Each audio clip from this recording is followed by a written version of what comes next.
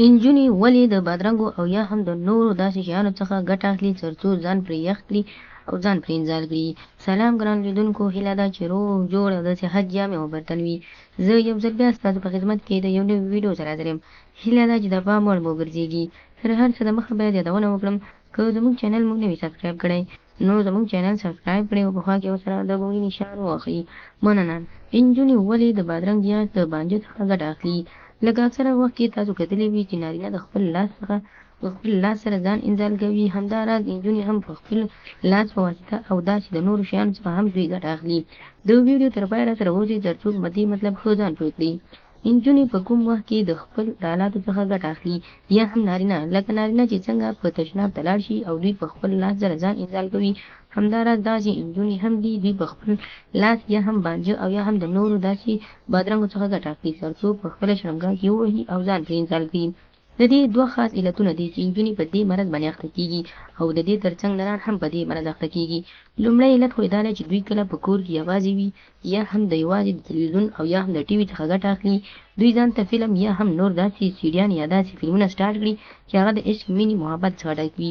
نو له دې سره بیا یو حتمن شیطان یو ځای کېږي او شیطان ګوته ورکوي او بیا د خپل لاس او یا هم د نورو آلاتو څخه ګټه اخلي. دوهم علت یې دا دی چې کله نجونو سره موبایل وي نو دوی د خپلو ملګرو سره یارانې کوي او په خپلو ملګرو سره په عشق او محبت باندې خبرې کوي. په دې وخت کې په مېرمنه باندې حتمن یو داسې لالچ راځي چې دوی خوند ته راضي شي یا هم د خوند اخیستلو ته راضي شي.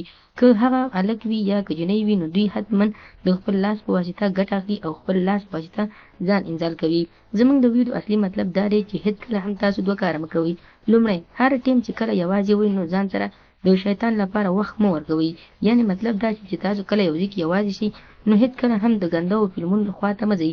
که چېرته د ګنده فلم خوا ته لاړئ نو حتما تاسو څخه غلطي کېږي. د غلطۍ سبب بیا داسې کېږي چې تاسو خپل لاس باندې ځان انزال کوئ او خرابوئ یې. دوهم، کور کې چې کله یوازې شوي نو اکثره ټیم په اودس سره ګرځېږئ، ځکه په اودس سره ګرځېدل د انسان ټول هغه شهوت مړه کوي کوم چې شیطاني وي. د شیطاني شهوتو مړه کول تاسو کولی شئ چې په اوداسه سره مات کړئ او ختم یې کړئ.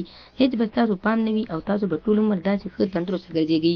د ویډیو اصلي مطلب داسې دی چې تاسو هېڅکله هم د لاس ګټې اخیستلو څخه ګټه مه اخلئ، ځکه چې ستاسو بدن به ډېر کمزوری او ډېر ناوړه به شي او تاسو به په دې مرض روږدي او اخته شئ.